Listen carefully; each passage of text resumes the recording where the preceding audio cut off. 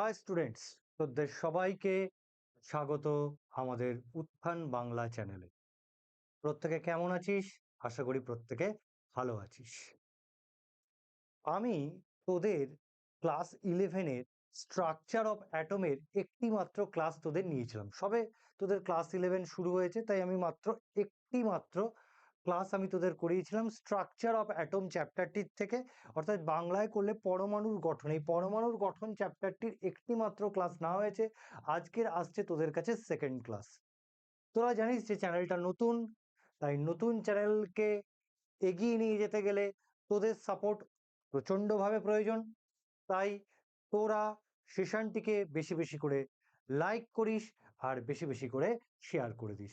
তাহলে চল আজকে শুরু করতে যাচ্ছি স্ট্রাকচার অফ অ্যাটম বা পরমাণুর গঠন চ্যাপ্টারটির সেকেন্ড পার্ট। লাস্ট পার্টে আমরা কি পড়েছিলাম? লাস্ট পার্টে আমরা পড়েছিলাম রাদারফোর্ড অ্যাটমিক মডেল, কার্ল লিমিটেশন এবং প্লাঙ্কের কোয়ান্টাম তত্ত্ব। এটা আমরা লাস্ট ক্লাসে পড়েছিলাম। আজকের কি পড়বো? আজকে তারপর থেকে শুরু করব, সেটা হচ্ছে বোরের পারমাণবিক মডেল বা বোরের তত্ত্ব দিয়ে আমরা শুরু করব। রাদারফোর্ড পরমাণু মডেলের লিমিটেশন কোথায় ছিল? রাদারফোর্ড বলেছিলেন যে নিউক্লিয়াসকে কেন্দ্র করে অসীম সংখ্যক বৃত্তাকার কক্ষপথ থাকতে পারে এবং এই অসীম সংখ্যক বৃত্তাকার কক্ষপথে যে কোনো একটি কক্ষপথে ইলেকট্রন থাকবে। সেটা কে বলেছিলেন? রাদারফোর্ড। এবং তার জন্য রাদারফোর্ডের মডেল কি হয়ে গেছিল? ত্রুটিপূর্ণ হয়ে গিয়েছিল, প্রচুর ত্রুটি পাওয়া গিয়েছিল এবং সেই ত্রুটিগুলো আমি ফার্স্ট ক্লাসে পড়িয়ে দিয়েছি। এবার আসছেন বিজ্ঞানী নিলস বোর। তিনি কি করলেন? তিনি বিশেষ কিছু করলেন না। রাদারফোর্ড যা বলেছেন তিনিও তাই বললেন, শুধুমাত্র একটা জায়গায় সামান্য আপডেট করে দিলেন এবং যেটা আপডেট করলেন সেটাকে প্র্যাকটিক্যালি প্রুফও করলেন না বা এক্সপেরিমেন্টের সাহায্যে প্রুফও করলেন না। জাস্ট তিনি কিছু জিনিস আপডেট করে দিলেন। ওকে, তাহলে বোরস কিন্তু খুব চালাক মানুষ। রাদারফোর্ডের অ্যাটমিক মডেলকে উনি নাকচ করলেন না, সেম রাখলেন, জাস্ট কিছু জিনিস আপডেট করে দিলেন। তো চল আজকের আমরা শুরু করি রাদারফোর্ড অ্যাটমিক মডেল। চল, এই রাদারফোর্ড অ্যাটমিক মডেল বলছি, বোরের পারমাণবিক মডেল, এবং সেখানে আমাকে পড়তে হবে বোরের তত্ত্ব। তাহলে ফার্স্টেই আমি বলেছি যে রাদারফোর্ড কি বলেছিলেন? রাদারফোর্ড বলেছিলেন নিউক্লিয়াসকে কেন্দ্র করে অসীম সংখ্যক বৃত্তাকার কক্ষপথ থাকতে পারে এবং ইলেকট্রন এই অসীম সংখ্যক বৃত্তাকার কক্ষপথের মধ্যে যে কোনো একটি কক্ষপথে অবস্থান করবে। বোর এই জায়গায় একটু আপডেট করে দিলেন। বোর বললেন না, নিউক্লিয়াসকে কেন্দ্র করে যদি অসীম সংখ্যক বৃত্তাকার কক্ষপথ থাকে তাহলে ইলেকট্রন যে কোনো কক্ষপথে আবর্তন করবে না। ইলেকট্রন নির্দিষ্ট কতকগুলি ব্যাসার্ধ বিশিষ্ট বৃত্তাকার কক্ষপথে পরিভ্রমণ করবে। ইলেকট্রন নির্দিষ্ট কতকগুলি বৃত্তাকার কক্ষপথে আবর্তন করবে। সমস্ত বৃত্তাকার কক্ষপথে ইলেকট্রন থাকবে না বা আবর্তন করবে না। সেটাই বোরের তত্ত্বের প্রথম পয়েন্ট। ইলেকট্রনগুলি নির্দিষ্ট ব্যাসার্ধের বৃত্তাকার কক্ষপথে আবর্তন করে, যে কোনো বৃত্তাকার কক্ষপথে আবর্তন করে না, কতকগুলি নির্দিষ্ট ব্যাসার্ধের বৃত্তাকার কক্ষপথে পরিভ্রমণ করে। প্রশ্ন হচ্ছে স্যার, কোন কোন বৃত্তাকার ব্যাসার্ধ বিশিষ্ট কক্ষপথ ইলেকট্রন চুজ করবে? তো তার জন্য তিনি একটা কন্ডিশন নিয়ে আসলেন, যে কন্ডিশনটাকে বলা হয় কোয়ান্টাইজড কন্ডিশন। যে কন্ডিশনটাকে বলা হয় কোয়ান্টাইজড কন্ডিশন। তিনি বললেন কোয়ান্টাইজড কন্ডিশনটা কি? তিনি বললেন ইলেকট্রনগুলি সেই সমস্ত বৃত্তাকার কক্ষপথে আবর্তন করবে, যে সমস্ত বৃত্তাকার কক্ষপথে আবর্তনের সময় ইলেকট্রনের কৌণিক ভরবেগ h/2π এর সরল গুণিতক হয়। তাহলে ইলেকট্রনগুলি কোন কোন বৃত্তাকার কক্ষপথে আবর্তন করবে? যে সমস্ত বৃত্তাকার কক্ষপথে আবর্তনের সময় ইলেকট্রনের কৌণিক ভরবেগ h/2π এর সরল গুণিতক হবে, সেই সমস্ত বৃত্তাকার কক্ষপথে আবর্তন করবে। বাদবাকি কক্ষপথগুলো ইলেকট্রন থাকবে না। তাহলে h/2π, h হচ্ছে প্লাঙ্কের ধ্রুবক আর পাই তো আমরা জানি 3.14। h/2π এর সরল গুণিতক হয়, তার মানে ইলেকট্রন নিউক্লিয়াসকে কেন্দ্র করে এমন একটা অরবিটে পাক খাবে যেখানে কৌণিক ভরবেগের ভ্যালু কত হবে? h/2π। ইলেকট্রন এমন কক্ষপথে আবর্তন করতে পারে যেখানে কৌণিক ভরবেগ কত হবে? 2h/2π। ইলেকট্রন এমন একটি বৃত্তাকার কক্ষপথে আবর্তন করবে যে কক্ষপথে আবর্তনের সময় ওর কৌণিক ভরবেগ কি হবে 3h/2 পাই, অথবা ও এমন একটা কক্ষপথে আবর্তন করবে যেখানে কৌণিক ভরবেগ কি হবে 4h/2 পাই। অর্থাৎ ইলেকট্রন সেই সমস্ত বৃত্তাকার কক্ষপথে আবর্তন করবে যে সমস্ত বৃত্তাকার কক্ষপথে আবর্তনের সময় ওর কৌণিক ভরবেগ হয় h/2 পাই হবে, অথবা 2h/2 পাই হবে, অথবা 3h/2 পাই হবে, অথবা 4h/2 পাই হবে। অর্থাৎ h/2 পাই সরল গুণিতক হবে। মানে দেখ h/2 পাই ইন্টু 1 h/2 পাই, h/2 পাই ইন্টু 2 2h/2 পাই, h/2 পাই ইন্টু 3 3h/2 পাই, অর্থাৎ h/2 এর সরল গুণিতক হবে। এই সমস্ত বৃত্তাকার কক্ষপথে ইলেকট্রন কি করবে আবর্তন করবে। এটাকে ম্যাথামেটিক্যালি কি করে লেখা যায়? ইলেকট্রনের কৌণিক ভরবেগকে আমরা লিখি mvr। ইলেকট্রনের কৌণিক ভরবেগকে লিখি আমরা mvr। m হচ্ছে ইলেকট্রনের মাস, v হচ্ছে ইলেকট্রনের ভেলোসিটি, আর হচ্ছে n-তম কক্ষের ব্যাসার্ধ। তো mvr ইজ ইকাল টু আমরা লিখতে পারি nh/2 পাই। এটাই এখান থেকে আসা গাণিতিক ফর্মুলা। স্যার এনটা কি?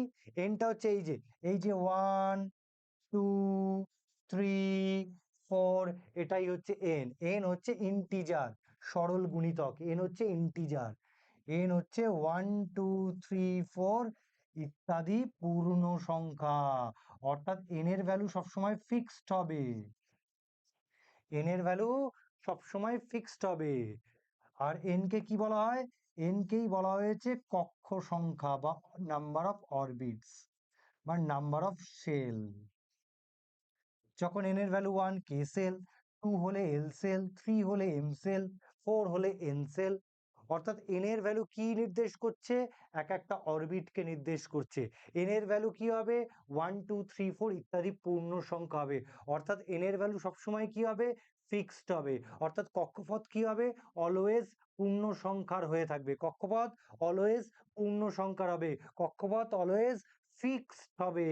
আর যেহেতু n এর ভ্যালু ফিক্সড, যেহেতু n এর ভ্যালু পূর্ণ সংখ্যায় আসে, যেহেতু কক্ষপথ ফিক্সড, তাই এই ধরনের কক্ষপথকে বলা হয় কোয়ান্টাম সিলেক্টেড কক্ষপথ, অর্থাৎ কোয়ান্টাইজড সেল।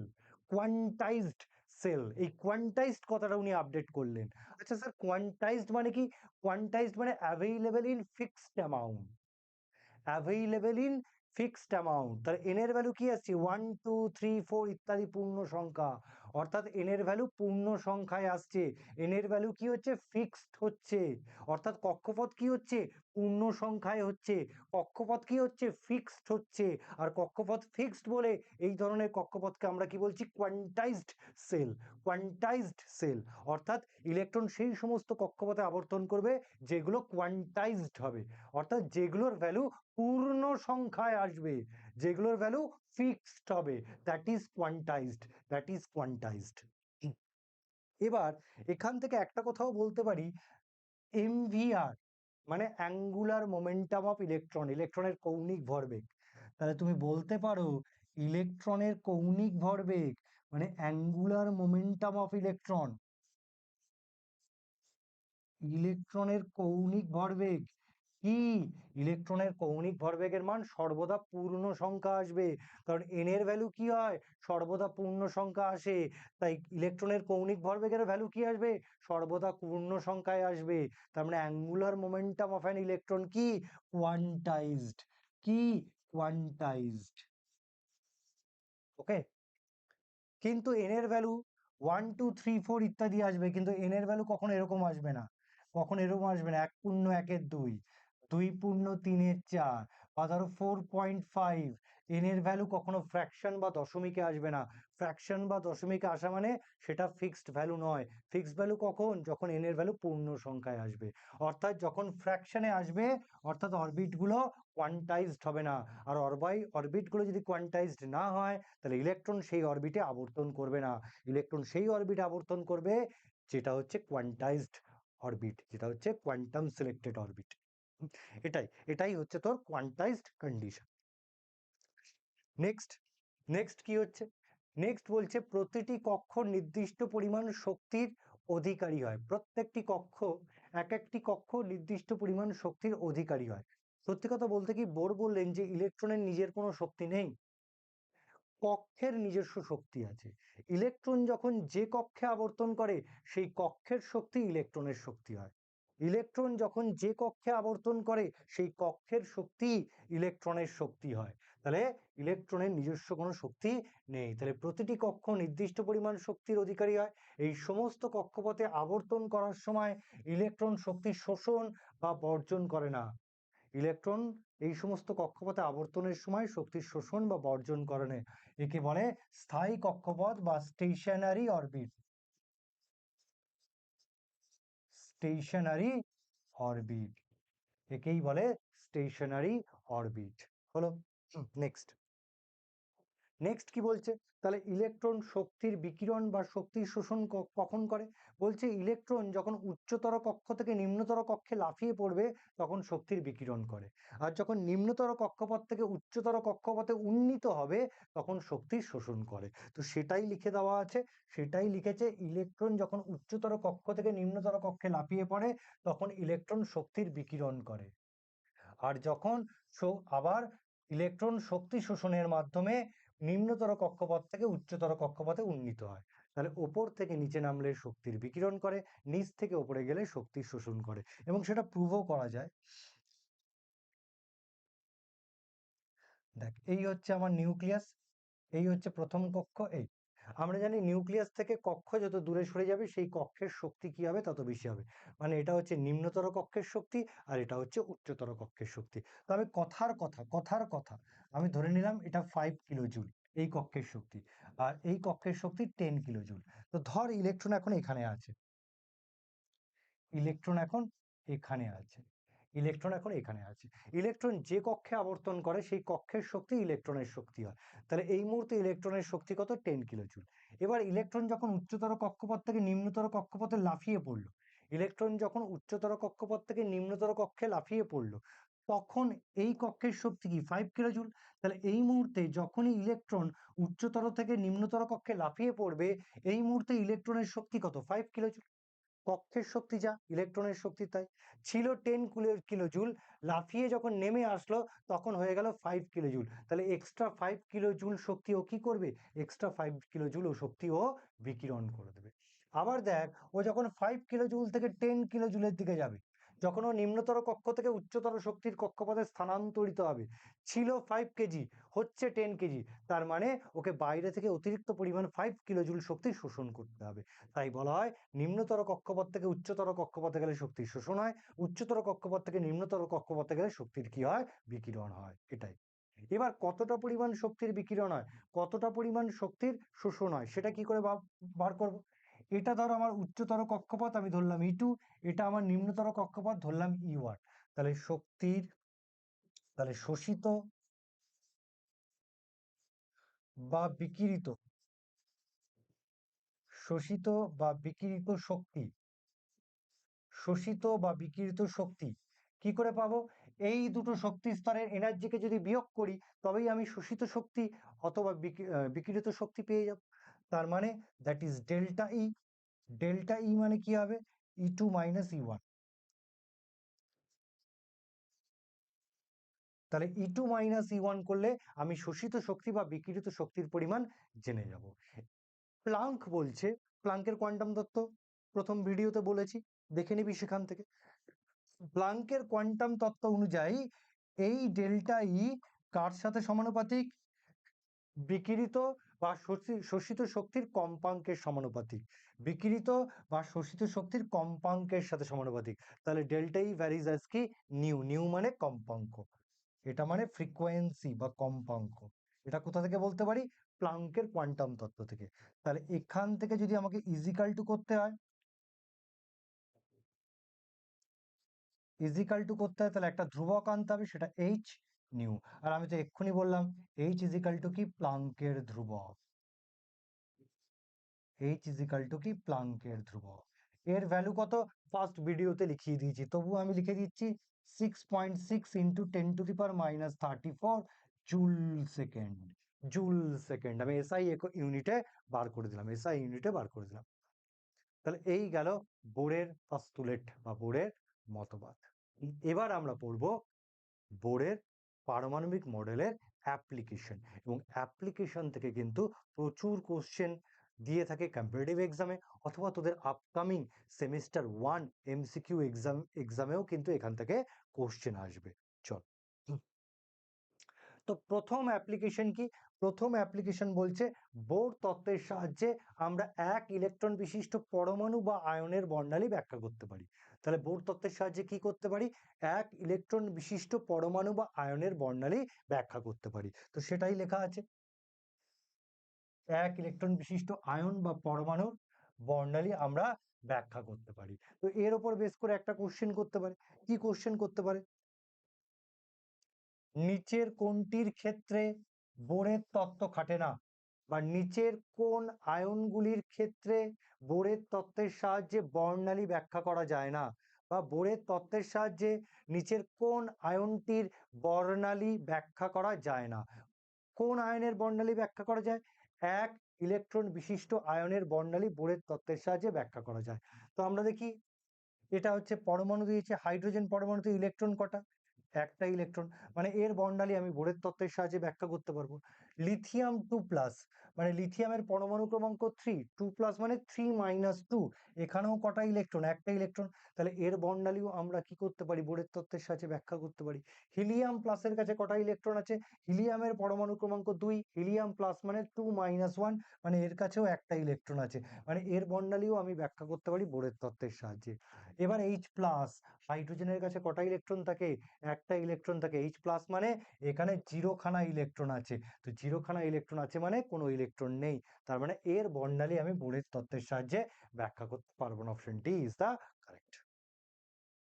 নেক্সট, এবার নেক্সট অ্যাপ্লিকেশন হচ্ছে বোরের তত্ত্বের সাহায্যে আমরা পরমাণুর এনতম কক্ষের ব্যাসার্ধ নির্ণয় করতে পারি। বোরের তত্ত্বের সাহায্যে আমরা কোনো পরমাণুর এনতম কক্ষের ব্যাসার্ধ নির্ণয় করতে পারি। কিভাবে নির্ণয় করতে পারি স্যার? দেখ, কিভাবে নির্ণয় করতে পারি? তো কিভাবে নির্ণয় করতে পারি? শুধু ফর্মুলা জানলেই আমার হয়ে যাবে? আমার ডেরিভেশন পরীক্ষায় দেবে না, শুধুমাত্র আমার ফর্মুলা জানা প্রয়োজন, এবং ওই ফর্মুলা ইউজ করে আমাকে অঙ্ক করতে হবে। তো চলো, ফর্মুলাটা কি? ফর্মুলাটা হচ্ছে Rn, মানে এনতম কক্ষের ব্যাসার্ধ, equal to A nought. A nought মানে বোরের প্রথম কক্ষের ব্যাসার্ধ, এ নট মানে পরমাণুর বোরের, মানে পরমাণুর প্রথম বোর কক্ষের ব্যাসার্ধ, ইনটু এন স্কোয়ার জেড। এটাই হচ্ছে ফর্মুলা, এটাই হচ্ছে ফর্মুলা। বা আর এন, বোরের প্রথম কক্ষের ব্যাসার্ধ, কোনো পরমাণুর বোরের প্রথম কক্ষের ব্যাসার্ধের ভ্যালু কত? এর ভ্যালুটা তুই যদি বার করিস তাহলে তোর আসবে 0.529 অ্যাংস্ট্রম। আমি যদি অ্যাংস্ট্রমে বার করি, ইনটু এন স্কোয়ার জেড। এই ফর্মুলাগুলো তোকে মুখস্থ রাখতে হবে। অথবা আর এন ইজিক্যাল টু, এটাকে যদি পিকোমিটার ইউনিটে নিয়ে যাই তাহলে 52.9 পিকোমিটার, পিএম মানে picometre, into N square Z. এই তিনটে ফর্মুলার সাহায্যে আমরা বোরের, এই তিনটে ফর্মুলার সাহায্যে আমরা পরমাণুর এনতম কক্ষের ব্যাসার্ধ বার করতে পারি। আমরা যে কোনো পরমাণুর এনতম কক্ষের ব্যাসার্ধ বার করতে পারি এই তিনটে ফর্মুলার সাহায্যে, এই তিনটে ফর্মুলার সাহায্যে। এবার প্রশ্ন হচ্ছে স্যার, কোনটাকে কি বলে স্যার? আর এন তো আপনি এক্ষুনি বলে দিলেন, পরমাণুর এনতম কক্ষের ব্যাসার্ধ, পরমাণুর এনতম কক্ষের ব্যাসার্ধ। তারপরে এ নটটা কি বললেন স্যার? এ নটটা তো আপনি বলে দিলেন পরমাণুর প্রথম বোর কক্ষের ব্যাসার্ধ, প্রথম বোর কক্ষের ব্যাসার্ধ,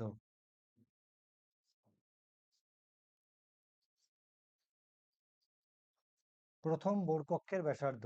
আচ্ছা স্যার, এনটাকে কি বলবো? এনটাকে বলবো কক্ষ সংখ্যা, নাম্বার অফ অরবিটস। তাহলে স্যার জেডটাকে কি বলবো? জেডটাকে বলবো পরমাণু ক্রমাঙ্ক। এবার আচ্ছা, এখানে একটু করে দিই, এ নটটা হচ্ছে হাইড্রোজেন পরমাণুর প্রথম কক্ষের ব্যাসার্ধ। আমি লিখে দিই, এ নটটা হচ্ছে এই নটটা হচ্ছে হাইড্রোজেন পরমাণুর প্রথম বোর কক্ষের ব্যাসার্ধ বা প্রথম কক্ষের ব্যাসার্ধ, একই ব্যাপার। প্রথম বোর কক্ষের ব্যাসার্ধ এ নটটা, এবং তার ভ্যালু কত? হাইড্রোজেন পরমাণুর প্রথম বোর কক্ষের ব্যাসার্ধের ভ্যালু কত? 0.529 অ্যাংস্ট্রম, অথবা পিকোমিটারে করলে 52.9 পিকোমিটার। এবার হাইড্রোজেন পরমাণুর ক্ষেত্রে ফর্মুলাটা কেমন দেখাবে? হাইড্রোজেন পরমাণুর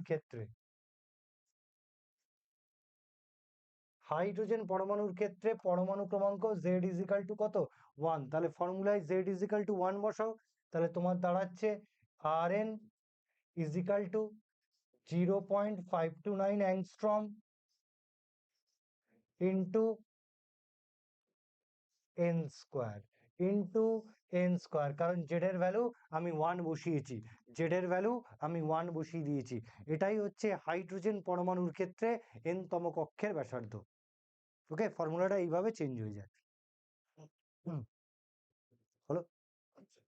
এবার স্যার, আপনি যে এই ফর্মুলাগুলো দিয়েছেন, এইগুলো কোথা থেকে পেলেন?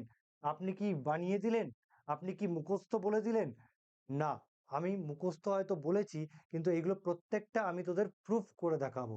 প্রত্যেকটা প্রুফ করে আমি দেখাবো, কিন্তু ডেরিভেশন তোদের লাগবে না বেটা, ডেরিভেশন লাগবে না।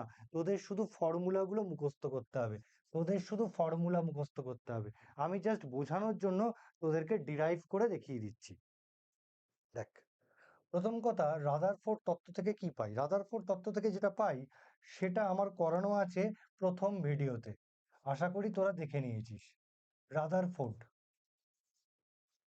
রাদারফোর্ড তত্ত্ব থেকে তুই লিখতে পারিস mv²/r =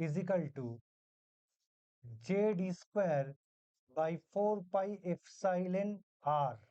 এই আরটা কি? আরটা কি? n তম কক্ষের ব্যাসার্ধ।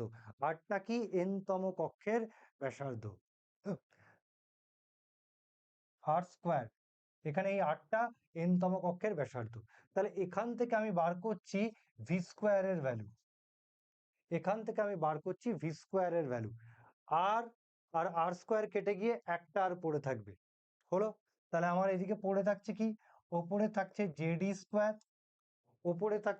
স্কোয়ার, নিচে কি থাকছে? 4πε0 পারমিটিভিটি কনস্ট্যান্ট। আর একটা r² কেটে পড়ে থাকছে আর। আর এখানে কি আছে? mv²। আমি v² এর ভ্যালু বার করছি, তাহলে এই mটা কি হবে? নিচে চলে আসবে। এটাই হচ্ছে আমার v², রাদারফোর্ড তত্ত্ব থেকে। এবার বোরের তত্ত্ব থেকে।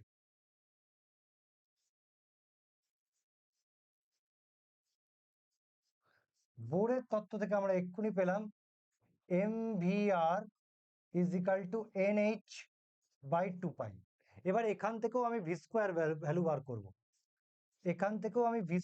বার করব, এবং তার জন্য উভয় পক্ষে বর্গ করতে হবে। করি, তাহলে বর্গ করলে আসছে v², আর এদিকে বর্গ করলে আসছে n²h², নিচে বর্গ করলে আসছে 4π², আর এটাকে বর্গ করলে m²r², যেটা নিচে চলে আসবে m²r², যেখানে আরটা কি? n তম কক্ষের ব্যাসার্ধ, যেটা আমাকে বার করতে হবে। এবার আমি কি করছি? তাহলে রাদারফোর্ড তত্ত্ব থেকে পাচ্ছি v² = এটা, বোর তত্ত্ব থেকে পাচ্ছি v² = এটা। তাহলে এই দুটো ভ্যালু আমি কি করব? ইকুয়াল করে দেবো। এই দুটো ভ্যালু আমি তুলনা করে পাই, তুলনা করলে আমি কি পাচ্ছি? তুলনা করলে এটা পাচ্ছি। তাহলে এটাকে ইকুয়েশন 1 যদি বলি, এটাকে যদি ইকুয়েশন 2 বলি, সমীকরণ 1 আর 2 তুলনা করলে আমি কি পাবো? তুলনা করলে এটা পাবো, z²/4πε0mr = n²h² 4π²m²r²। আমাকে আর এর ভ্যালু বার করতে হবে। দেখো কি কি কেটে যাচ্ছে। পাই পাই কেটে গিয়ে একটা পাই, এম এম কেটে গিয়ে একটা এম, আর আর কেটে গিয়ে একটা আর। আমাকে কি করতে হবে? আর এর ভ্যালু বার করতে হবে। তাহলে দেখো, আর এর ভ্যালু বার করছি, এই হচ্ছে আর। তার জন্য আরটাকে আমাকে এই রাইট হ্যান্ড সাইডে নিয়ে আসতে হচ্ছে, কোনাকুনি গুণ। তাহলে আর আর মানে আর এন তম কক্ষের ব্যাসার্ধ। ইজিক্যাল টু, ওপরে কি থাকছে, ওপরে থাকছে এন স্কোয়ার এইচ স্কোয়ার, ওপরে থাকছে এন স্কোয়ার এইচ স্কোয়ার। এখানে দেখ ফোর ফোর কেটে যাচ্ছে, ফোর ফোর কেটে যাচ্ছে, নিচে কে আসছে জেড স্কোয়ার, জেড স্কোয়ার। ওপরে দেখ এখানে একটা এপসাইলেন নট আছে, সেটা উপরের দিকে উঠে যাবে, তাহলে এপসাইলেন নট হলো। আর কি নিচে থাকছে জেড স্কোয়ার পাই এম, কি থাকছে জেড স্কোয়ার পাই এম। এটাই হচ্ছে আমার এনতম কক্ষের ব্যাসার্ধে, এটাই হচ্ছে যে কোনো পরমাণুর এনতম কক্ষের ব্যাসার্ধের রাশিমালা। এবার হাইড্রোজেন পরমাণুর ক্ষেত্রে, হাইড্রোজেন পরমাণুর ক্ষেত্রে, হাইড্রোজেন পরমাণুর ক্ষেত্রে প্রথম বোর কক্ষের ব্যাসার্ধ বার করছি। তো হাইড্রোজেন পরমাণুর ক্ষেত্রে জেড ইজিক্যাল টু কি হবে ওয়ান, প্রথম বোর কক্ষের ব্যাসার্ধ যেহেতু বার করছি, তাই আমি এন ইজিক্যাল টু কি বসাচ্ছি ওয়ান, এন মানে কক্ষ সংখ্যা। তাহলে বসালে কি হবে, তাহলে এখানে, এখানে তুমি এন এর ভ্যালু ওয়ান বসাও, জেড এর ভ্যালু ওয়ান বসাও, তাহলে তোমার প্রথম বোর কক্ষের ব্যাসার্ধ, যাকে আমি বলছি এ নট, কত আসছে, হাইড্রোজেন পরমাণুর প্রথম বোর কক্ষের ব্যাসার্ধ এ নট কত আসছে, এন এর ভ্যালু তুমি ওয়ান বসিয়েছো, এইচ স্কোয়ার এফসাইলেন, নিচে কত আসছে ই স্কোয়ার পাই এম, কারণ আমি জেড আর এন এর ভ্যালু ওয়ান বসিয়েছি। এবার আমাকে এই ফর্মুলায় আসতে হবে। এবার তুমি যদি এইচ এর ভ্যালু বসাও 6.6 into 10⁻⁻34, epsilon value 8.85 into 10⁻12 farad per metre, E এর ভ্যালু 9 পয়েন্ট, ই এর ভ্যালু হচ্ছে 1.6 ইন্টু 10⁻19 কুলম, পায়ের ভ্যালু 3.1 মোল, মাস কি, মাস হচ্ছে 9.1 ইন্টু 10⁻31 কেজি। এই ভ্যালুগুলো বসালে তোমার এখান থেকে বেরিয়ে আসবে 0.529 অ্যাংস্ট্রম। এটাই হচ্ছে বোরের প্রথম কক্ষের ব্যাসার্ধ বেরিয়ে আসবে, তুমি করে দেখে নেবে। এবার দেখো আমি কি করছি, এবার আমি লিখছি আর এন,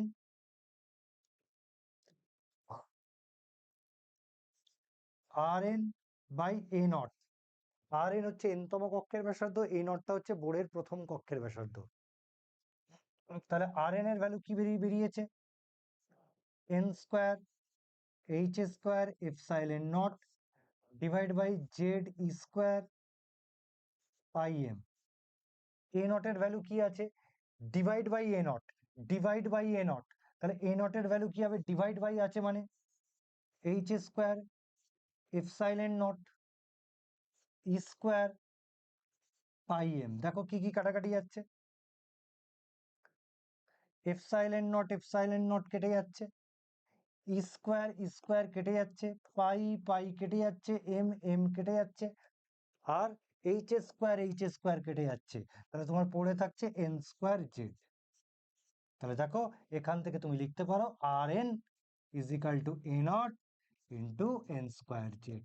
প্রুভড, প্রুভড, এই যে প্রুভড হয়ে গেল, প্রুফ তোমার জন্য করে দিলাম।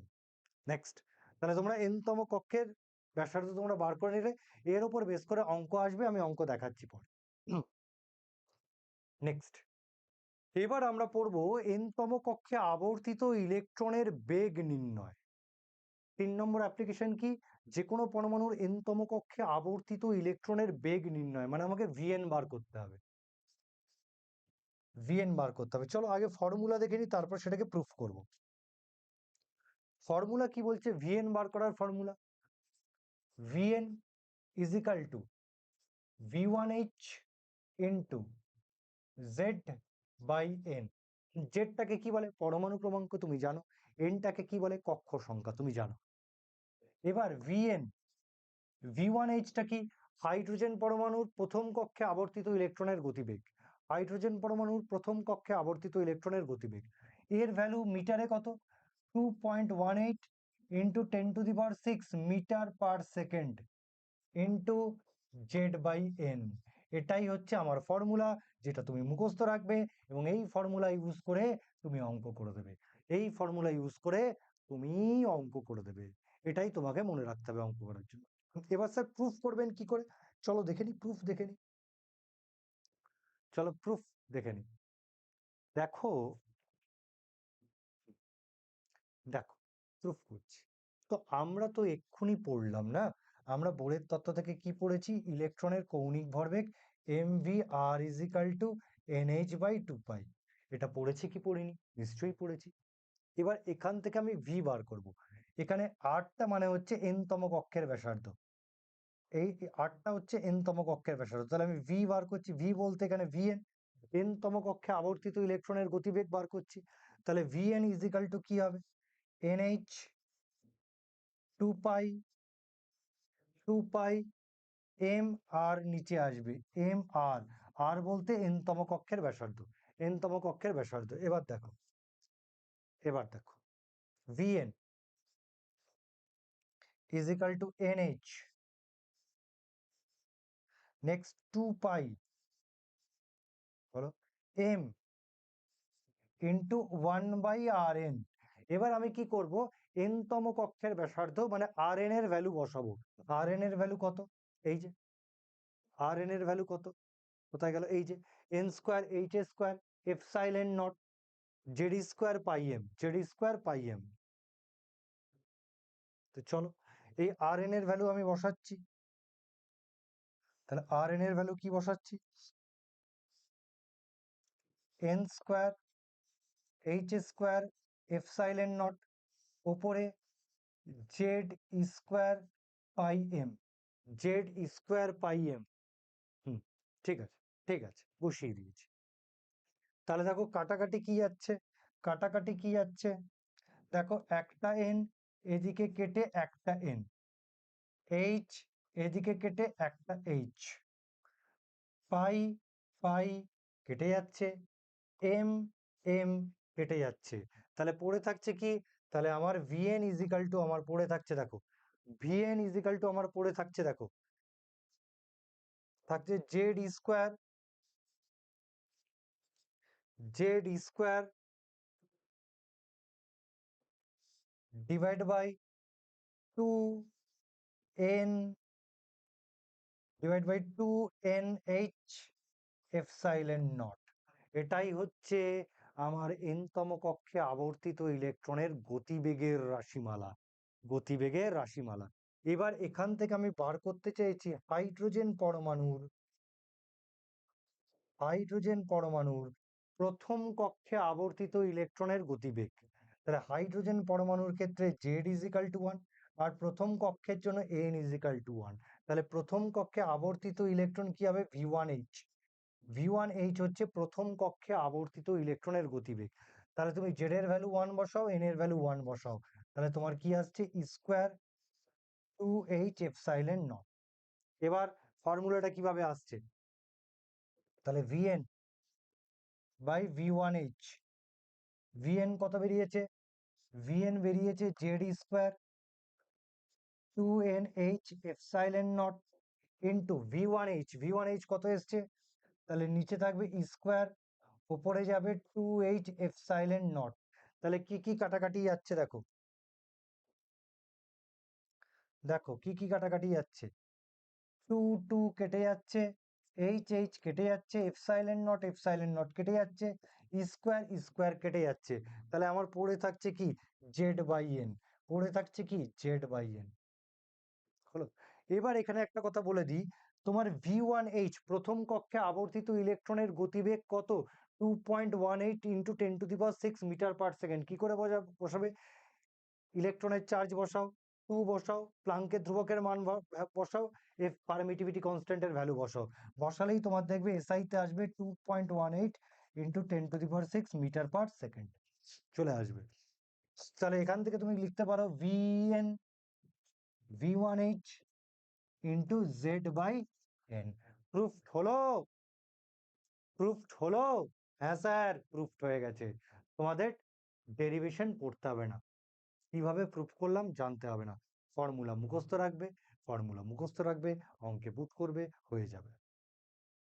নেক্সট, নেক্সট এবার আমরা পড়বো n তম কক্ষে আবর্তিত ইলেকট্রনের শক্তির রাশিমালা।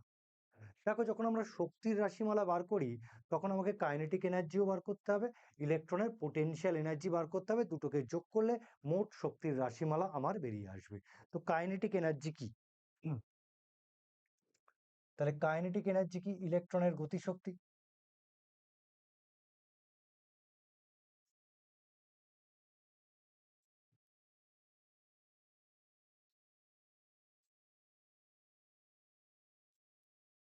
ইলেকট্রনের গতিশক্তি ই কে, ইলেকট্রনের গতিশক্তি ই কে ইজ ইকাল টু কি হবে, হাফ এমভি স্কোয়ার।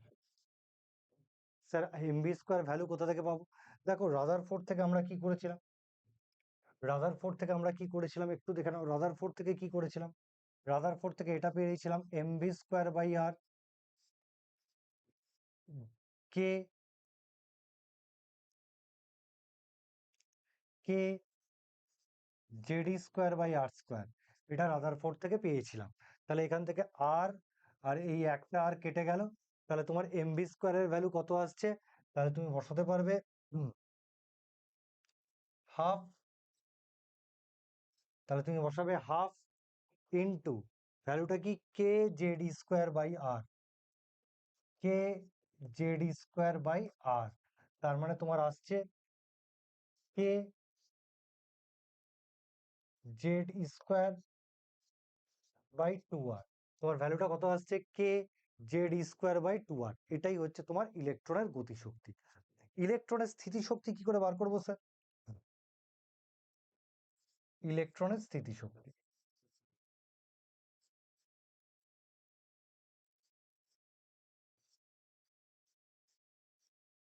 ইলেকট্রনের স্থিতিশক্তি কি করে বার করবো স্যার? দেখো ইলেকট্রনের স্থিতিশক্তি মানে সেটা ইপি,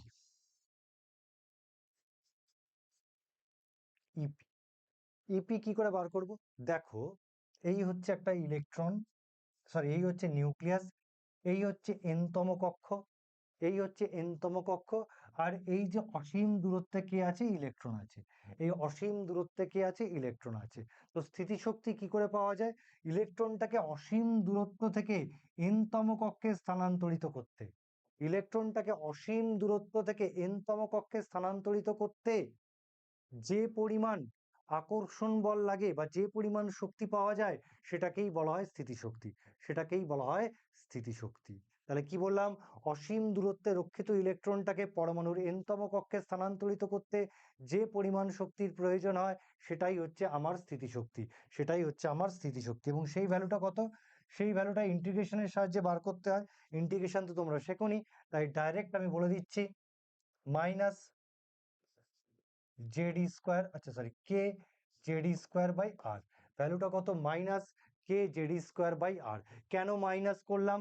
তার কারণ যখন অসীম দূরত্ব থেকে ইলেকট্রন এনতম কক্ষে আসছে, অর্থাৎ উচ্চতর কক্ষ থেকে নিম্নতর কক্ষপথে নেমে আসছে, শক্তির বিকিরণ হচ্ছে, সিস্টেম থেকে শক্তি বেরিয়ে যাচ্ছে, শক্তি কমে যাচ্ছে, সেটা বোঝানোর জন্যই নেগেটিভ চার্জ, সেটা বোঝানোর জন্য নেগেটিভ চার্জ।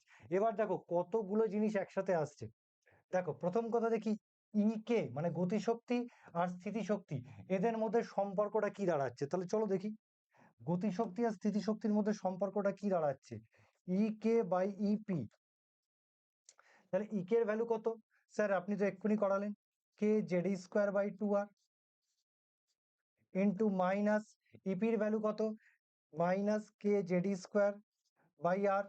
তাহলে কাটাকাটি হয়ে গেলে কি পড়ে থাকছে, কাটাকাটি হয়ে গেলে পড়ে থাকছে মাইনাস হাফ, কাটাকাটি হলে পড়ে থাকছে কি, মাইনাস হাফ। তাহলে এখান থেকে আমি পাচ্ছি e p is equal to minus two e k. এটাই হচ্ছে স্থিতিশক্তি আর গতিশক্তির মধ্যে সম্পর্ক, এটাই হচ্ছে স্থিতিশক্তি আর গতিশক্তির মধ্যে সম্পর্ক। এবার টোটাল শক্তি কি হবে, ইলেকট্রনের টোটাল এনার্জি, ইলেকট্রনের টোটাল এনার্জি কি হবে, ইলেকট্রনের total energy that is E, E is equal two আসবে ই কে প্লাস ইপি, স্থিতিশক্তি প্লাস গতিশক্তি করলে কি হবে, করলে কি হবে, ই কে এর ভ্যালু কত, হ্যাঁ ওই তো বলে দিয়েছে k z square by two r. ইপির ভ্যালু কত, মাইনাস, প্লাসে মাইনাসে minus, minus k z square by r. করলে কত আসছে, করলে টোটাল এনার্জি কত আসছে, টোটাল এনার্জি আসছে minus k z square by two r, আসছে কত, minus k z square by two r. মানে আমি বলতে পারি এটা মানে কি, এটা মানে কি, এই তো এই যে এই যে এই যে এটা মানে কি ই কে, তার মানে আমি বলতে পারি মাইনাস ই কে। তাহলে টোটাল এনার্জির সাথে কি সম্পর্ক, আমি তাহলে বলতে পারি total energy is equal to minus e k, minus e k. তাহলে স্থিতিশক্তি গতিশক্তির রিলেশন বেরিয়ে গেল, টোটাল এনার্জির সাথে গতিশক্তির সম্পর্কও বেরিয়ে গেল। Total energy is equal to কি মাইনাস গতিশক্তি। এবার এখনো তো আসল জিনিস বেরোয়নি, এবার আসল জিনিস।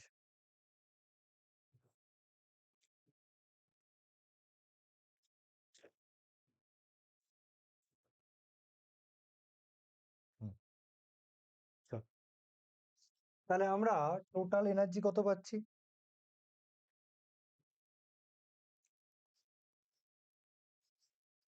আমরা টোটাল এনার্জি কত পাচ্ছি বেটা? টোটাল এনার্জি পাচ্ছি ই ইজ ইকাল টু কত পেলাম একটু দেখে নি। ই ইজ ইকাল টু কত পেলাম? হুম, minus k JD square by two r. তাহলে আমরা পেলাম minus k JD square by two r. R বলতে এখানে এন তম কক্ষের ব্যাসার্ধ, আর বলতে আমার এন তম কক্ষের ব্যাসার্ধ। তাহলে আমার টোটাল এনার্জি ইন এন তম কক্ষ, total energy in n orbit, total energy in n orbit কত বেরোলো? E is equal to minus k JD square by two r. আরটা হচ্ছে এন তম কক্ষের ব্যাসার্ধ। কে, যদি আমি এটাকে এসআই ইউনিটে বার করি, এসআই ইউনিটে কে ইজ ইকাল টু কি 4 পাই এপসাইলন নট। আর সিজিএস এ কে এর ভ্যালু কত? 1। তুমি যদি সিজিএস এ বার করতে চাও তাহলে কে এর ভ্যালু 1 ধরবে, তুমি যদি এসআই তে বার করতে চাও তাহলে কে এর ভ্যালু 1.45 এপসাইলন নট ধরবে।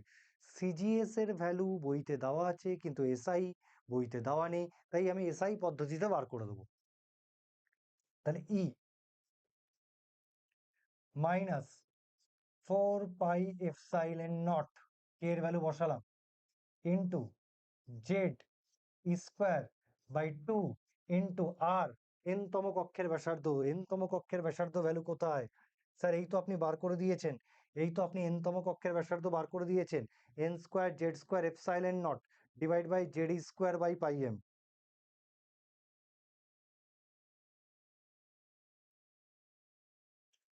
টু, তাহলে এখানে N square H square epsilon not, ওপরে কি আসছে?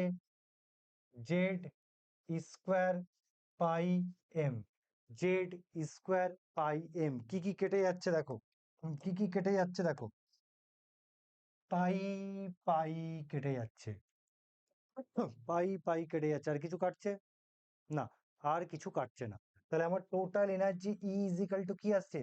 টোটাল এনার্জি কি এন তম কক্ষে আবর্তিত ইলেকট্রনের মোট শক্তি, এন তম কক্ষে আবর্তিত ইলেকট্রনের মোট শক্তি ই এন কি আসছে?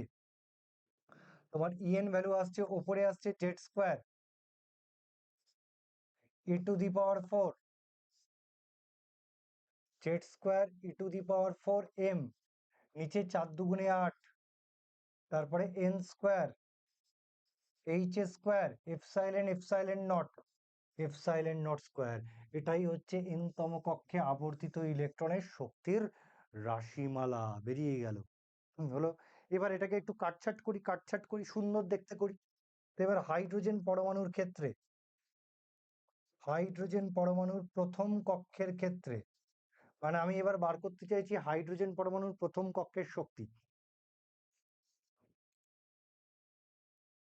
হাইড্রোজেন পরমাণুর প্রথম কক্ষের ক্ষেত্রে, তো প্রথম কক্ষের ক্ষেত্রে এন ইজ ইকাল টু কি হবে? 1। আর হাইড্রোজেনের পরমাণু ক্রমাঙ্ক কত? Z is equal two 1। তাহলে এন এর ভ্যালু 1 বসাও, জেড এর ভ্যালু 1 বসাও, তাহলে আসছে ইএন, সরি ইএন হবে না, যেটা হাইড্রোজেন পরমাণুর ক্ষেত্রে, তাহলে এটা লিখবো ই1এইচ। ই1এইচ হাইড্রোজেন পরমাণুর প্রথম কক্ষের শক্তি, জেড এর ভ্যালু 1 বসালাম, তাহলে e to the power 4 into m. H, n এর ভ্যালু 1 বসালাম, h square epsilon not square. এবার ই এর ভ্যালু বসাও, এম এর ভ্যালু বসাও, এইচ এর ভ্যালু বসাও, এপসাইলন নটের ভ্যালু বসাও, তাহলে তোমার হাইড্রোজেন পরমাণুর প্রথম কক্ষের শক্তি বেরিয়ে আসবে তোমার কিলো জুলে। জুলে কত বেরিয়ে আসবে? 2.18 ইন্টু 10⁻⁻18 সম্ভবত।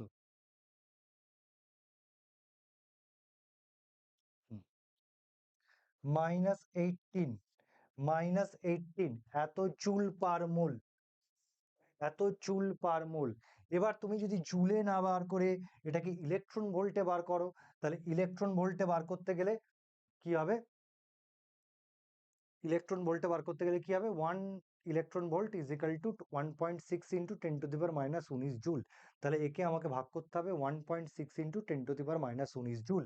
ভাগ করলে আমার বেরিয়ে আসবে, আচ্ছা এখানে একটা মাইনাস বেরিয়ে গেছে, এটা মাইনাস হবে, এখানে মাইনাস, তাহলে এই ভ্যালুতে মাইনাস, মাইনাস 13.6 ইলেকট্রন ভোল্ট। যদি ইলেকট্রন ভোল্ট ইউনিটে বের করি তাহলে ভ্যালুটা আসবে মাইনাস 13.6 ইলেকট্রন ভোল্ট।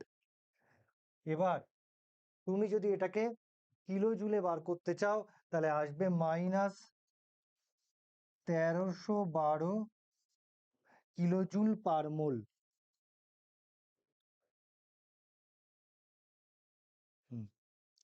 1312, ভালো করে খেয়াল করো, কিলো জুল শুধু নয়, কিলো জুল পার মোল।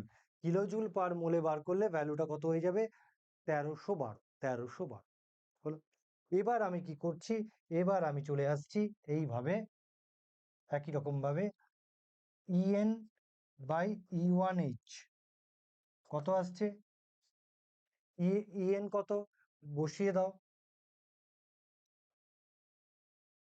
বসিয়ে দাও, জেড স্কোয়ার মাইনাসটাকে ধরছি না, e⁴m divide by 8 n square H square epsilon not square into ই1এইচটা কত, এই যে বেরিয়েছে, এই যে বেরিয়েছে, নিচে আসবে e⁴m, তাহলে এটার মাইনাস আর এটার মাইনাস, মাইনাসে মাইনাসে কেটে প্লাস হয়ে যাবে, সেই জন্য আমি বলেছিলাম মাইনাস ধরার দরকার নেই, 8 H square epsilon not square. তাহলে দেখো কাটাকাটি কি যাচ্ছে, কাটাকাটি যাচ্ছে, এইচ স্কোয়ার কেটে যাচ্ছে, এপসাইলন নট কেটে যাচ্ছে, e⁴ কেটে যাচ্ছে, এম আর এম কেটে যাচ্ছে, আর 8 আর 8 কেটে যাচ্ছে, পড়ে থাকছে Z square by N square. তাহলে এখান থেকেই আমার সাজানো গোছানো ফর্মুলাটা কি আসবে,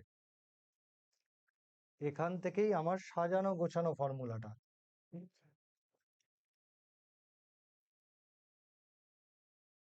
সাজানো গোছানো ফর্মুলাটা আসবে e n is equal to e one h into Z square by N square. এটাই হচ্ছে আমার সাজানো গোছানো ফর্মুলা। এবার হাইড্রোজেন পরমাণুর প্রথম বোর কক্ষের শক্তি কি হবে, এটা ধরতে পারো, এটা ধরতে পারো, এটা ধরতে পারো। যদি আমি ইলেকট্রন ভোল্টে ধরি তাহলে EN is equal to minus 13.6 electron volt into Z square by N square. তুমি যদি জুলে ধরো তখন এই ভ্যালু বসাবে, যখন তুমি কিলো জুলে ধরো তাহলে তুমি 1312 বসাবে। এইভাবে তাকে একটু বের করে দেখাই তোমাকে। হাইড্রোজেন পরমাণুর ক্ষেত্রে,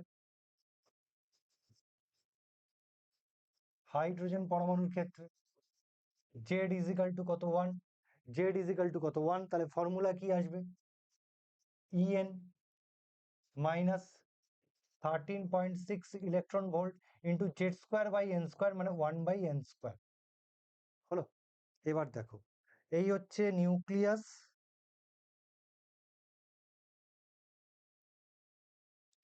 এই ধরো প্রথম কক্ষ,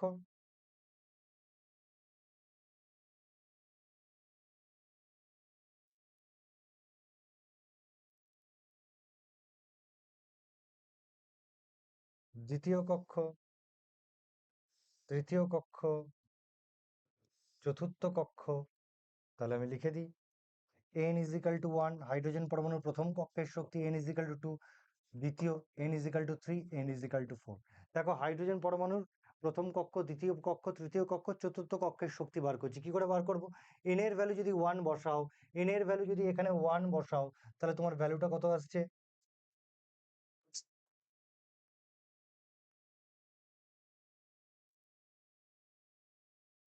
মাইনাস 13.6 ইলেকট্রন ভোল্ট হলো।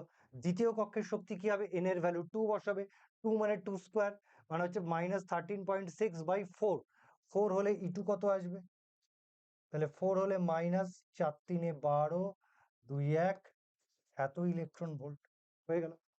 যখন তৃতীয় কক্ষের শক্তি বার করব তখন n ইজ ইকাল টু 3 বসাবো, 3 স্কোয়ার মানে 9, তাহলে 13.6 কে 9 দিয়ে ভাগ করতে হবে, তাহলে E3 আসবে কত, E3 আসবে 9 দিয়ে যদি ভাগ করি, মাইনাস 9×1 = 9, হ্যাঁ 9×1 = 9, 5×9 = 45, 45, 5×1 ওই 1.5 electron volt 1.5 electron volt minus. যদি n ইজ ইকাল টু 4 বার করি, n ইজ ইকাল টু 4 বার করি, তাহলে আমার E4 আসবে। E4 মানে কি minus 13.6 divide by 4 square, 4 square,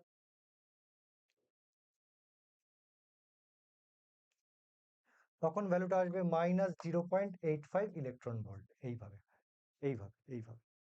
তো এইভাবে হাইড্রোজেন পরমাণুর যে কোনো কক্ষপথের শক্তি তুমি বার করতে পারো। নেক্সট, এবার নতুন একটা জিনিস শিখবো, এনতম কক্ষে আবর্তিত ইলেকট্রনের কৌণিক বেগ কি করে বার করে। তো তোমরা জানো কৌণিক বেগ বার করার ফর্মুলা কি? কৌণিক বেগ বার করার ফর্মুলা কি?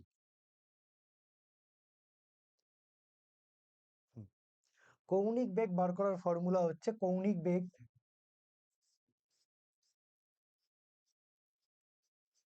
বেগ যাকে বলছি ওমেগা এন, ডাব্লুর মতো লাগছে, omega n is equal to কি হবে? Omega n is equal to বার করার নিয়ম হচ্ছে ভিএন বাই আর এন। অর্থাৎ এন-তম কক্ষে আবর্তিত ইলেকট্রনের কৌণিক বেগ ইজ ইকাল টু এন-তম কক্ষে আবর্তিত ইলেকট্রনের বেগ ডিভাইড বাই এন-তম কক্ষের ব্যাসার্ধ। তো বার করি, তো this is omega N. VN এর ভ্যালু কত? তো চলো ভিওন এর ভ্যালুটা আমরা দেখে নিই। কোথায় ভি1 দেখেছি? এই হচ্ছে ভিএন। ভিএন কত বেরিয়েছে? Z square by 2NH epsilon nought, Z square by 2NH epsilon nought.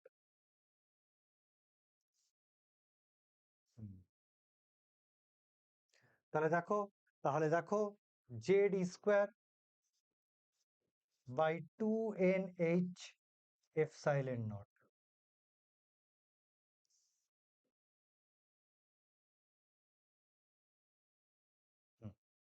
ঠিক আছে, আচ্ছা। এবার আমরা দেখবো, এবং কোথায় চলে আসলাম, তাহলে এবার আমরা দেখবো আর এন এর ভ্যালু। এন-তম কক্ষের ব্যাসার্ধের ভ্যালু কি? আমরা জানি n square H square epsilon not divide by ওপরে z square pi M, Z square pi m. তাহলে দেখো এখান থেকে তুমি ওমেগা এন কত পাচ্ছ? কি কি কাটাকাটি যাচ্ছে আগে দেখি। কাটাকাটি কি কিছু যাইতেছে? না, কিছু কাটাকাটি যাইতেছে না। তাহলে জেড e⁴ পাই এম হলো, নিচে আসছে 2n³ আচ্ছা, এখানে জেড স্কোয়ার আসবে 2n³ h³ epsilon not square, epsilon not square. তাহলে এখান থেকে আমি লিখতে পারি ওমেগা এন ভ্যারিজ অ্যাজ। তো দেখো এখানে কনস্ট্যান্ট টার্ম কোনগুলো? ই ইলেকট্রনের চার্জ সবসময় সেম থাকবে, কনস্ট্যান্ট। পাই 3.14 কনস্ট্যান্ট। এম ইলেকট্রনের মাস কনস্ট্যান্ট। এইচ প্লাঙ্কের ধ্রুবক constant. Epsilon nought permittivity constant, constant. তাহলে এখানে চলরাশিকে জেড স্কোয়ার আর এন কিউব। তাহলে চলরাশি হচ্ছে Z cube by sorry Z square by N cube. তাহলে ওমেগা এন ভ্যারিজেস কিউ লিখতে পারো Z square by N cube.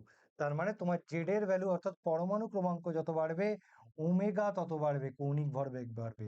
R N value যত বাড়বে, কক্ষ সংখ্যা যত বাড়বে, কৌণিক বেগ তত কমে যাবে। কারণ কক্ষের সঙ্গে কৌণিক বেগের ব্যস্তানুপাতিক সম্পর্ক পরমাণু ক্রমাঙ্কের সঙ্গে সমানুপাতিক সম্পর্ক। নেক্সট, এবার আমরা কি বার করব?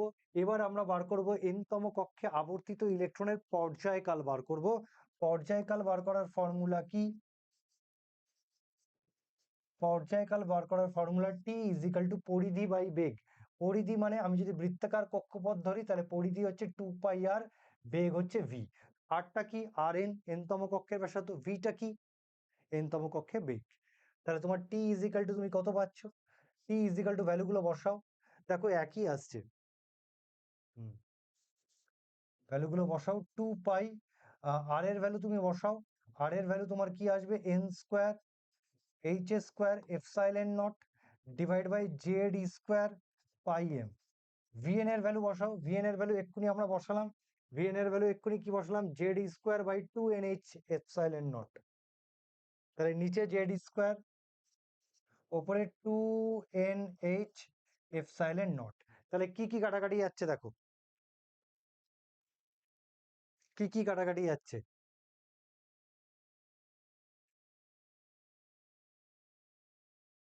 কি কাটাকাটি যাচ্ছে? তো কিছুই তো যাচ্ছে না। তাহলে টি ইজিক্যাল টু কি আসছে, পর্যায়কাল কত আসছে? তাহলে 2 to 4 পাই। আচ্ছা, পাই পাই কেটে যাচ্ছে, পাই পাই কেটে যাচ্ছে, তাহলে পড়ে থাকছে এন কিউব। এন কিউব পড়ে থাকছে কি, এন কিউব। আচ্ছা, h cube epsilon not square, epsilon not square divide by, নিচে পড়ে থাকছে Z square, Z square E to the power 4 m, e to the power 4 m. তাহলে ওমেগা এনে কি ছিল, z square varies as n cube. আর পর্যায়কালে কি হয়েছে, ঠিক উল্টো। পর্যায়কালে কি হচ্ছে, ঠিক উল্টো, সেটা হচ্ছে n cube by Z square. পর্যায়কালে কি আসছে, n cube by Z square. অর্থাৎ কক্ষ সংখ্যা যত বাড়বে পর্যায়কাল তত বাড়বে, পরমাণু ক্রমাঙ্ক যত বাড়বে পর্যায়কাল তত কমে যাবে। পরমাণু ক্রমাঙ্কের সঙ্গে ব্যস্তানুপাতিক সম্পর্ক, কক্ষ সংখ্যার ক্ষেত্রে পর্যায়কালের সমানুপাতিক সম্পর্ক। তো এই হলো বোরের অ্যাটমিক মডেলের অ্যাপ্লিকেশন। এবার এখান থেকে কি কোশ্চেন আসে চলো দেখি।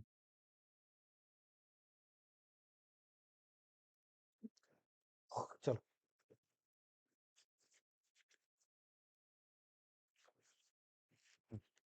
তোমাকে বলছে কোশ্চেন, হাইড্রোজেন পরমাণুর প্রথম কক্ষের ব্যাসার্ধ তোমাকে বলে দিয়েছে, হাইড্রোজেন পরমাণুর প্রথম কক্ষের ব্যাসার্ধ তোমাকে বলে দিয়েছে 0.53 অ্যাংস্ট্রম। বের করতে কি দিয়েছে, প্রথম উদ্দীপ্ত শক্তি স্তরে, প্রথম উদ্দীপ্ত মানে এক্সাইটেড, প্রথম উদ্দীপ্ত শক্তি স্তরের, শক্তি স্তর মানে কক্ষ, শক্তি স্তর মানে কক্ষ, শক্তি স্তরের প্রথম উদ্দীপ্ত শক্তি স্তরের মানে হচ্ছে কক্ষপথ, ব্যাসার্ধ হবে, ব্যাসার্ধ হবে। কি কি অপশন দিয়েছে তোমাকে, অপশন দিয়েছে 1.06 অ্যাংস্ট্রম, অপশন বি দিয়েছে 2.12 অ্যাংস্ট্রম, অপশন সি দিয়েছে 4.77 অ্যাংস্ট্রম, অপশন ডি দিয়েছে 1.8 অ্যাংস্ট্রম। চলো দেখি, ভালো করে খেয়াল করো। তোমাকে কি বলেছে, প্রথম উদ্দীপ্ত শক্তি স্তর বা প্রথম উদ্দীপ্ত কক্ষপথ মানে ফার্স্ট এক্সাইটেড স্টেট। তোমাকে কার ব্যাসার্ধ বার করতে দিয়েছে, তোমাকে ফার্স্ট এক্সাইটেড স্টেটের বার করতে দিয়েছে। এক্সাইটেড, ফার্স্ট এক্সাইটেড অরবিটের ব্যাসার্ধ বার করতে দিয়েছে। ব্যাসার্ধ আমাকে বার করতে দিয়েছে, ফার্স্ট এক্সাইটেড স্টেটের অরবিটের ব্যাসার্ধ আমাকে বার করতে দিয়েছে। ওকে, তাহলে দেখি ফার্স্ট এক্সাইটেড স্টেট কি। এই হচ্ছে নিউক্লিয়াস, এটা হচ্ছে প্রথম কক্ষ, n=1, সেটাকে বলা হয় গ্রাউন্ড স্টেট বা ভূমি স্তর। এই ভূমি স্তরের পর থেকে শুরু হয় এক্সাইটেড স্টেট। যখন n=2 আসবে তখনই তোমার আসবে first excited state, first excited state. যখন n=3 আসবে তখন সেকেন্ড এক্সাইটেড স্টেট। তাহলে প্রথম কক্ষপথটা হচ্ছে ভূমিস্তর, তারপর থেকে এক্সাইটেড স্টেট শুরু হবে। তাহলে ফার্স্ট এক্সাইটেড স্টেট বলতে, প্রথম উদ্দীপ্ত কক্ষপথ বলতে, ফার্স্ট এক্সাইটেড স্টেট বলতে আমার n=2 বলেছে, n=2 বলেছে। এর ব্যাসার্ধ বার করতে বলেছে, মানে তৃতীয় কক্ষের ব্যাসার্ধ তোমাকে বার করতে বলেছে। ফর্মুলা হচ্ছে R2, ভ্যালু হচ্ছে 0.53 অ্যাংস্ট্রম, কারণ আমাকে প্রথম কক্ষের ব্যাসার্ধ কত বলেছে, 0.53 অ্যাংস্ট্রম, ইন্টু ফর্মুলা কি n square by Z. Hydrogen পরমাণুর ক্ষেত্রে জেড হচ্ছে 1, n স্কোয়ার মানে 2 স্কোয়ার। তাহলে হিসাব করলে কত আসছে, R2 = 4, 4 3 12 2, হ্যাঁ 2.12 অ্যাংস্ট্রম, 2.12 অ্যাংস্ট্রম। তাহলে option b is the correct, option b is the correct. আর একটা দেখি, আর একটা দেখি,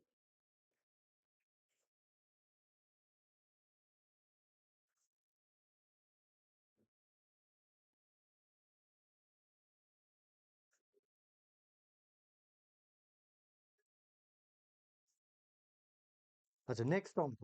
এই অঙ্কটা করে আমরা ক্লাসটিকে শেষ করব। নেক্সট অঙ্ক, লিথিয়াম 2+ এর ক্ষেত্রে লিথিয়াম 2+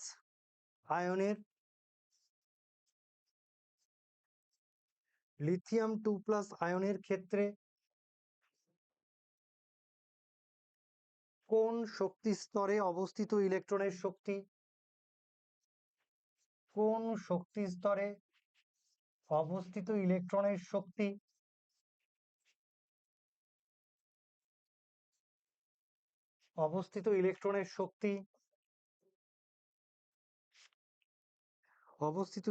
শক্তি হাইড্রোজেন পরমাণুর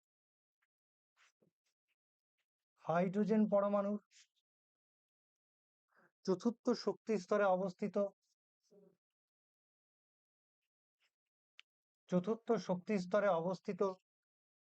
অবস্থিত ইলেকট্রনের শক্তির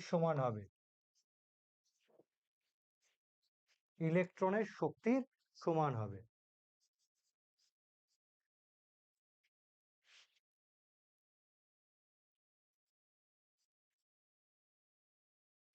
অপশন এ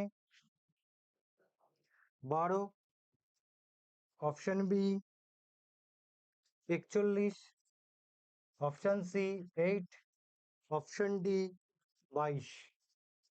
কোশ্চেনটা কি করেছে দেখো, কোশ্চেনটা খুব দুর্দান্ত কোশ্চেন। কোশ্চেনটা কি বলেছে, এই লিথিয়াম 2+ আয়নের ক্ষেত্রে কোন শক্তি স্তরে অবস্থিত ইলেকট্রনের শক্তি হাইড্রোজেন পরমাণুর চতুর্থ শক্তি স্তরে অবস্থিত ইলেকট্রনের শক্তির সমান হবে। মানে লিথিয়াম 2+ এর কোন কক্ষের শক্তি হাইড্রোজেন পরমাণুর চতুর্থ কক্ষের শক্তির সমান হবে। তাহলে আমরা দেখি, আমি ধরি সেই কক্ষপথটা হচ্ছে এন। তাহলে আমি লিখছি এন Li2+, কারণ সেই কক্ষপথটা হচ্ছে N2+, ইজিক্যাল টু, ফর্মুলা কি, আমার ফর্মুলা হচ্ছে -13.6 electron volt divide by Z²/n²। তো Z² এখানে কত, জেড হচ্ছে লিথিয়ামের ক্ষেত্রে 3, তো Z² মানে 9, আর n তো n², কারণ আমি সেই অরবিটটাকে ধরে নিয়েছি n, যে অরবিটের শক্তি হাইড্রোজেন পরমাণুর চতুর্থ কক্ষের শক্তির সমান হবে। এবার হাইড্রোজেন পরমাণুর ক্ষেত্রে কি হবে, ই, হাইড্রোজেন পরমাণুর চতুর্থ কক্ষ E4H কি করে বার করব, -13.6 electron volt into Z²/n²। Z কত 1, n² কত হবে 4² মানে 16, তো 16 মানে আমার কত আসবে -0.85 ইলেকট্রন ভোল্ট। বার করে দেবে -0.85 ইলেকট্রন ভোল্ট।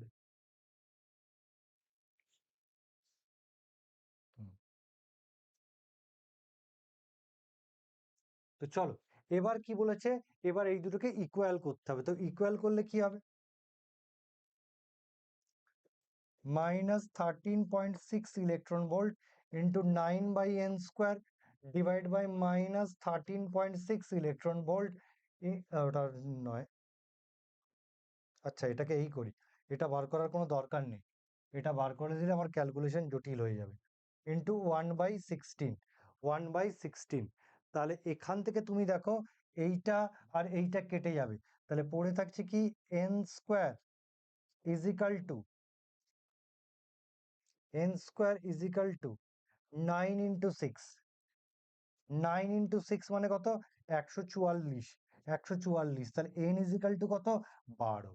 তাহলে লিথিয়াম 2+ এর 12তম কক্ষের শক্তি হাইড্রোজেন পরমাণুর চতুর্থ কক্ষের শক্তির সমান, তাহলে answer 12, option A is the correct. এইভাবে অঙ্ক আসবে, এইভাবে অঙ্ক তোমাদের করতে হবে। যদি ক্লাসটিকে ভালো লাগে বেশি বেশি করে শেয়ার করো, বেশি বেশি করে লাইক করো, বেশি বেশি করে সাবস্ক্রাইব করো।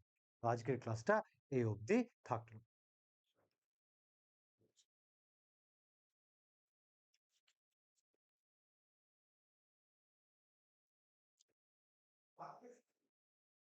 সামিম, কি স্যার, ওকে, হ্যাঁ।